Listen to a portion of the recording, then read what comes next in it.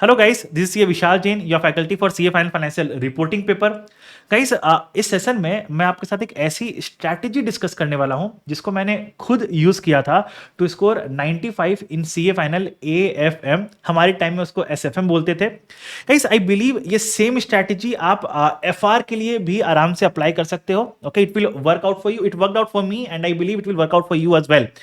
Sir, क्या strategy कुछ out of the world बनाया था आपने? नहीं यार, बहुत ही simple, doable, achievable but systematic strategy मैंने बनाया था अपने के लिए। ओके, एंड आई बिलीव ये आपके लिए भी इक्वली वर्क करेगा।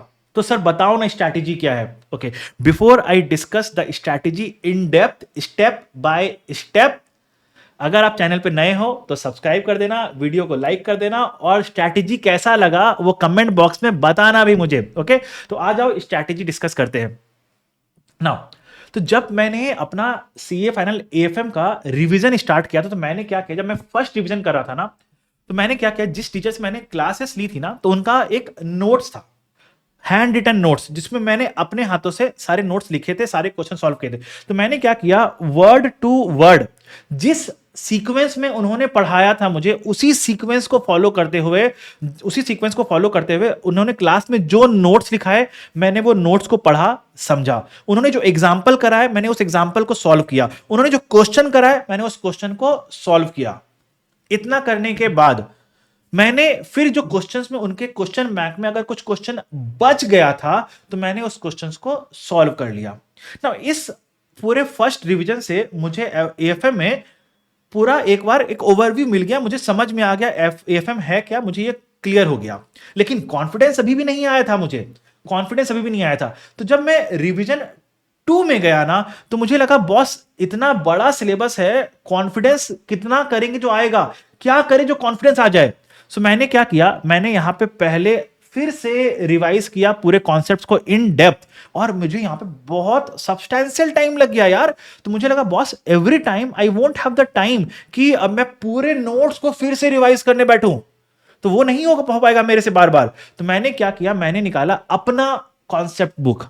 अब इसमें मैंने क्या किया, जो भी नोट्स थे अब मेरे टीचर के, उन नोट्स को उठाया और अपना समरी बना लिया। समरी बहुत छोटे, लाइक लेट सपोज अगर बात करो फॉरेक्स का, तो 2 से 3 पेज मैंने अपना समरी बना लिया, और उस समरी मैंने सारे चीज को डाल दिया अपने शब्दों में, शॉर्ट फॉर्म में, जिसमें मैं समझ जाऊं कि इसमें मैं क्या बोलना चाह रहा हूं, मैं समझ जाऊं। तो मैंने वो बना लिया, और उसमें मैंने ये भी डाल दिया कौन कौन से इंपॉर्टेंट क्वेश्चन है जो मुझे सॉल्व करने हैं, कौन कौन से इंपॉर्टेंट एडजस्टमेंट है जो मुझे सॉल्व करने हैं। मैंने सब कुछ उठा के अपने समरी नोटबुक में डाल दिया।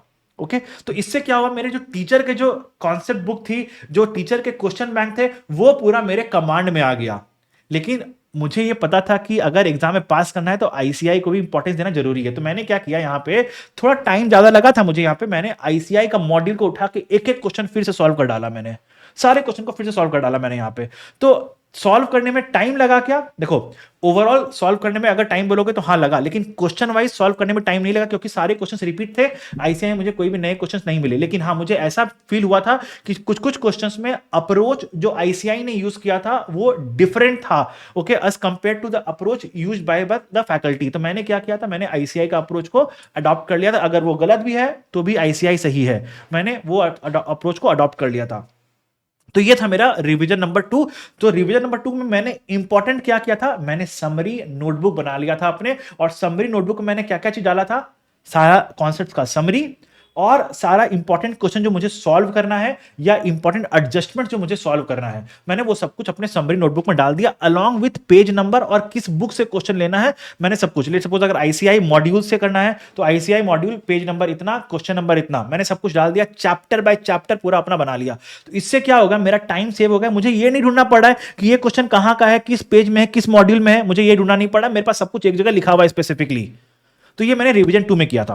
अब जब मैं रिवीजन 3 में आया ना, तो मुझे क्या लगा यार, मैं अगर फिर से चैप्टर्स को सॉल्व करूंगा तो क्या होगा। लेट सपोज समझो, अगर मैं गया चैप्टर पोर्टफोलियो मैनेजमेंट और उसके क्वेश्चंस को फिर से सॉल्व करना चालू किया मैं, तो यहां पे तो मेरा माइंड ऑलरेडी पोर्टफोलियो मैनेजमेंट के इन लाइन पे है ना।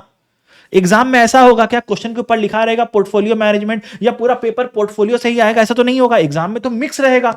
तो मैंने तो अभी तक मिक्स वाला अप्रोच यूज किया ही नहीं। मैंने तो अगर पोर्टफोलियो सॉल्व कर रहा हूं तो बैठे खाली पोर्टफोलियो सॉल्व कर रहा हूं, डेरिवेटिव सॉल्व कर रहा हूं तो खाली डेरिवेटिव सॉल्व कर रहा हूं। तो मुझे अब था कि मुझे एक मिक्स्ड अप्रोच लेना है। तो मैंने क्या किया, यहाँ पे अपना अप्रोच में थोड़ा चेंज लाया। मैं बोला मैं सॉल्व करूंगा अब पास्ट पेपर्स। तो मैंने उठा के सॉल्व करना चालू किया पास्ट पेपर्स। अब जब पास्ट पेपर सॉल्व किया ना, इसमें देखो एक पास्ट पेपर में पूरे सिलेबस से क्वेश्चन होगा। तो अब आपका माइंड किसी स्पेसिफिक चैप्टर ओरिएंटेड डायरेक्शन में नहीं चल रहा होगा। अब आपको पूरा AFM as a whole one subject दिखेगा। तो जब मैं सॉल्व करना चालू किया ना, तो अब मुझे 3 आउटकम मिला जब मैं पास्ट पेपर सॉल्व किया। मेरा क्वेश्चन इजीली सॉल्व हो गया, मेरा क्वेश्चन सॉल्व नहीं हुआ, या फिर मैंने गलत सॉल्व किया। अब मैंने यहां पे क्या किया, देखो अगर क्वेश्चन सॉल्व हो गया तब तो उसको उठा के साइड फेंको। अगर क्वेश्चन सॉल्व नहीं हुआ या मैंने गलत सॉल्व किया, तो मैंने इन दोनों टाइप के लिए, इन दोनों आउटकम के लिए मैं डिटेल्ड जो मेरे टीचर का जो नोट्स था ना, उन टीचर के फैकल्टी के नोट्स पे गया और उनसे सारा कॉन्सेप्ट को, उस पर्टिकुलर उस क्वेश्चन का जो कॉन्सेप्ट था, उस कॉन्सेप्ट को जाके पूरा डेप्थ में पढ़ाई किया। फिर आके इस क्वेश्चन को सॉल्व किया, और जो गलती इस क्वेश्चन में हुआ था वो मिस्टेक्स को अपने मिस्टेक्स के ट्रैकर में मैं डालते गया। तो इससे क्या हुआ, मेरे समरी नोटबुक जो था ना, उसी में मैंने मिस्टेक्स अपडेट करते रहा। तो इससे क्या हुआ, मेरा समरी नोटबुक में ये भी आ गया कि क्या मिस्टेक मैं अभी कर रहा हूं जो एग्जाम में हो सकता है। और अगर क्योंकि मैंने उस मिस्टेक्स को अपने ट्रैकर में डाल दिया है, अपने समरी नोटबुक में डाल दिया है, तो it creates a bookmark in my brain, और उस मिस्टेक को मैं एग्जाम में अब रिपीट नहीं करूंगा। हाँ, माइट बी द केस कि मैं एग्जाम में कुछ नया मिस्टेक कर दूं, लेकिन कितना, अगर सारा ही मिस्टेक मैं एग्जाम के पहले अपने प्रिपरेशन फेज में आइडेंटिफाई कर लूंगा, तो एग्जाम में मिस्टेक्स होने का चांसेस कंसिडरेबली रिड्यूस हो जाएगा। ओके, आप मिस्टेक्स को रिपीट मत करो, नए मिस्टेक्स करो कोई दिक्कत नहीं, बट मिस्टेक्स को रिपीट मत करो। तो ये काम किया था मैंने रिवीजन नंबर 3 में। अब जब रिवीजन 4 में आया था, तो मैंने क्या किया, मैंने टीचर का जो कॉन्सेप्ट का जो नोट्स था, वो वाले नोट्स को साइड उठाया, रखा, सारे नोट्स को साइड रखा। बस मैंने उठाया अपना समरी नोटबुक, मैंने उसी समरी नोटबुक से सारे कॉन्सेप्ट्स को रिवाइज किया। जो जो क्वेश्चन का रेफरेंसेस डाला था, बस उस रेफरेंस में गया, क्वेश्चन को सॉल्व किया, आया, उस रेफरेंस में गया, क्वेश्चन को सॉल्व किया, आया। अब यहां पे आपको एक बात समझना पड़ेगा, हम लोग गलती क्या करते हैं प्रैक्टिकल पेपर से पर्टिकुलरली, हम क्वेश्चन को पढ़े, क्वेश्चन पढ़े, समझ में आया, अब हम लोग को सॉल्व करना चाहिए ना, हम लोग सॉल्व नहीं करते। हम लोग क्या करते हैं, आंसर में जाते हैं, देखते आंसर ठीक है क्या, नहीं, सॉल्व करो उस क्वेश्चन को। मैं ये नहीं बोल रहा हूं कि वर्ड टू वर्ड लिख के पूरा सॉल्व करो, नहीं, रफली सॉल्व कर लो ना यार, रफली सॉल्व कर लो, बस नंबर्स को पेपर में लिख के सॉल्व कर लो। सॉल्व करके जो आपका आंसर आया उसको अपने आंसर से मैच करो। तो इससे क्या होगा ना, आपके ब्रेन को कॉन्फिडेंस मिलेगा कि हाँ इस बंदे को आता है चीज। अगर आप सिर्फ आंसर को ऑडिट करोगे ना, तब तो आप ब्रेन को फीड करा रहे हो कि हाँ आंसर ठीक है, एग्जाम में क्या आंसर लिख के आएगा, नहीं, आपको एग्जाम में सॉल्व करना है ना, तो अभी भी सॉल्व करो ना आप, तो सॉल्व करो। और जब मैंने पास्ट पेपर पूरा सॉल्व किया था ना, तो इससे पता है मेरे को क्या फायदा हुआ, एक मेरा टाइम मैनेजमेंट बहुत इंप्रूव हो गया, दूसरा मेरा राइटिंग प्रैक्टिस बहुत बहुत जबरदस्त हो गया था, मेरा राइटिंग प्रैक्टिस। ओके, तो इससे आपको पास्ट पेपर सॉल्व करोगे ना, तो आई बिलीव कम से कम 5 पास्ट पेपर सॉल्व करना चाहिए आपको, 5 पास्ट पेपर सॉल्व करना चाहिए। और जब पास्ट पेपर सॉल्व करो ना, तो ये इंटेंट मत रखो कि मेरे को कितना आता है, मेरे को कितना आता है, नहीं, रादर ये इंटेंट रखो कि मैं अपना जितना ज्यादा से ज्यादा गलती आइडेंटिफाई करूं, क्योंकि जितना ज्यादा गलती आप अभी आइडेंटिफाई करोगे, उतना कम गलती आपका एग्जाम में होगा। ओके, और हाँ, समरी नोटबुक बनाना मत भूलना। समरी नोटबुक में ये 4 चीज आएगा, 1 2 3 4, ये 4 चीज आएगा समरी नोटबुक में। हमारे एफआर कैप्सूल में देखा होगा ना, हमारे एफआर कैप्सूल में चारों चीज रहता है, समरी, एलडीआर क्वेश्चंस का नंबर, इंपॉर्टेंट एडजस्टमेंट्स, मिस्टेक, सब कुछ रहता है।